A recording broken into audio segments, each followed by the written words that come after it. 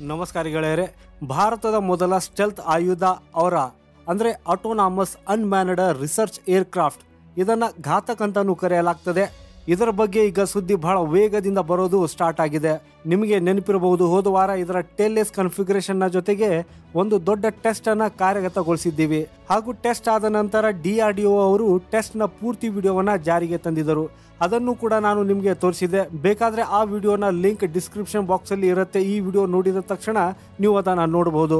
ಆದರೆ ಸದ್ಯಕ್ಕೆ ಲೇಟೆಸ್ಟ್ ಸ್ಥಿತಿ ಏನಾಗಿದೆ ಅಂದರೆ, ಈಗ ಔರಾ ಬಗ್ಗೆಯ ಸುದ್ದಿಯು ಬಹಳಷ್ಟು ಸ್ಪೀಡ್ ಆಗಿ ಬರುವುದು ಸ್ಟಾರ್ಟ್ ಆಗಿದೆ.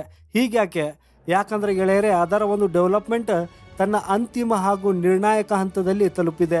ಹಾಗೂ ಇದರ ಎಲ್ಲ ವಸ್ತುಗಳು ಫೈನಲ್ ಆಗುವುದಕ್ಕೆ ಸ್ಟಾರ್ಟ್ ಆಗ್ತಾ ಇದೆ. ಹಾಗೂ ಇದರ ಒಂದು ಸಿಗ್ನಲ್ನು ಕೂಡ ನಿಮಗೆ ಇವತ್ತಿನ ಈ ಸುದ್ದಿಯಲ್ಲಿ ಸಿಗಲಿದೆ.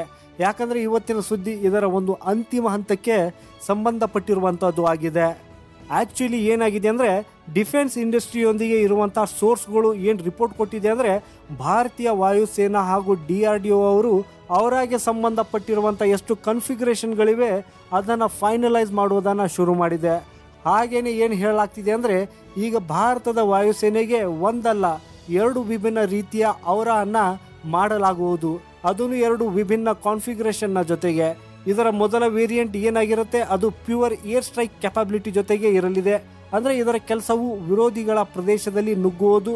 ವಿಶೇಷವಾಗಿ ಎಂಥ ಪ್ರದೇಶದಲ್ಲಿ ಅಂದರೆ, ಎಲ್ಲಿ ಹೆವಿ ಡಿಫೆನ್ಸ್ ಆಕ್ಟಿವಿಟೀಸ್ ಇರುವಂಥದ್ದು. ಅದು ಹೇಗಂದರೆ, ಪಾಕಿಸ್ತಾನ ಹಾಗೂ ಭಾರತದ ಬಾರ್ಡ್ರಲ್ಲಿ ಅವುಗಳು ಹೆವಿಲಿ ಗಾರ್ಡೆಡ್ ಆಗಿವೆ.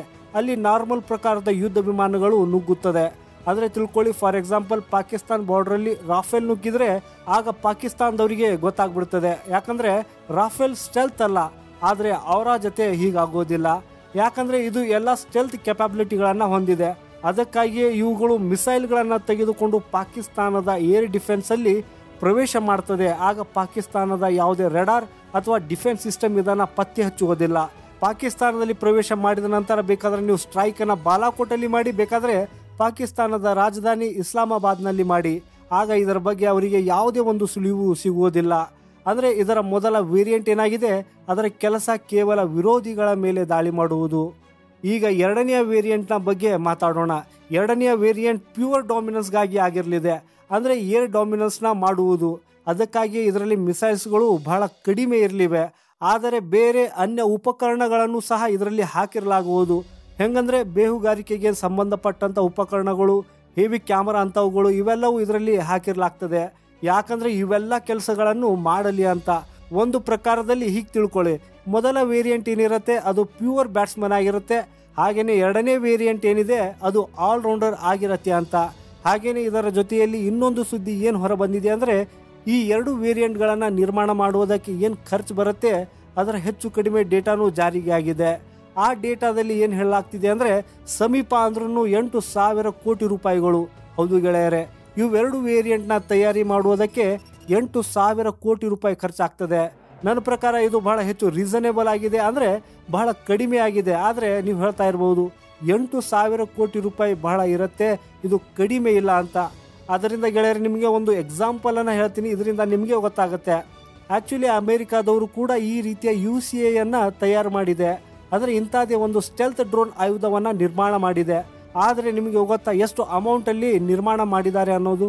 ಸೊ ಗೆಳೆಯರೆ, ನಾನು ನಿಮ್ಗೆ ಹೇಳ್ತೀನಿ, ಅವರು ಹೆಚ್ಚು ಕಡಿಮೆ 12ರಿಂದ ಹಿಡಿದು 14 ಬಿಲಿಯನ್ ಡಾಲರನ್ನು ಅದರ ಡೆವಲಪ್ಮೆಂಟಲ್ಲಿ ಅಮೇರಿಕಾದವರು ಖರ್ಚು ಮಾಡಿದ್ದಾರೆ. ಹಾಗೆಯೇ ಭಾರತದ DRDO ಎಷ್ಟು ಕೇಳ್ತಾ ಇದೆ? 8,000 ಕೋಟಿ ರೂಪಾಯಿ. ಅಂದರೆ $1 ಬಿಲಿಯನ್ ಆಗುವುದಿಲ್ಲ. ಒಂದು ವೇಳೆ ನಿಮಗೆ $1 ಬಿಲಿಯನ್ ತಲುಪುವುದಾದರೆ 8,200 ಕೋಟಿ ಆಗುತ್ತೆ ಭಾರತದ ರೂಪಾಯಿಯಲ್ಲಿ. ಇದರರ್ಥ ಏನಂದರೆ, DRDOನ ವಿಜ್ಞಾನಿಗಳು ಏನಿದ್ದಾರೆ ಅವರು 15 ಪಟ್ಟರಷ್ಟು ಕಡಿಮೆ ಖರ್ಚಿನಲ್ಲಿ ಎಂಥ ಒಂದು ಸ್ಟೆಲ್ತ್ ಮಾಡೋದನ್ನು ಹೇಳ್ತಾ ಇದ್ದಾರೆ. ಅಂದರೆ ಇದರಿಂದ ಪೂರ್ತಿ ಪಾಕಿಸ್ತಾನದ ಆಕಾಶವನ್ನು ಡಾಮಿನೇಟ್ ಮಾಡ್ತದೆ. ಪಾಕಿಸ್ತಾನ ಇದರ ವಿರುದ್ಧ ಎಲ್ಲೂ ನಿಲ್ಲುವುದಿಲ್ಲ ಬರುವಂತಹ 20-25 ವರ್ಷಗಳಲ್ಲಿ ಕೂಡ. ಹಾಗೂ ಇದು ಬಂದ ನಂತರ ನೀವು ಸರ್ಜಿಕಲ್ ಸ್ಟ್ರೈಕನ್ನು ಪ್ರತಿ 2 ವಾರಗಳಲ್ಲಿ ಬೇಕಾದರೂ ಮಾಡಬಹುದು. ಅದಕ್ಕಾಗಿಯೇ 8,000 ಕೋಟಿ ಇದರ ಮುಂದೆ ಏನೂ ಇಲ್ಲ.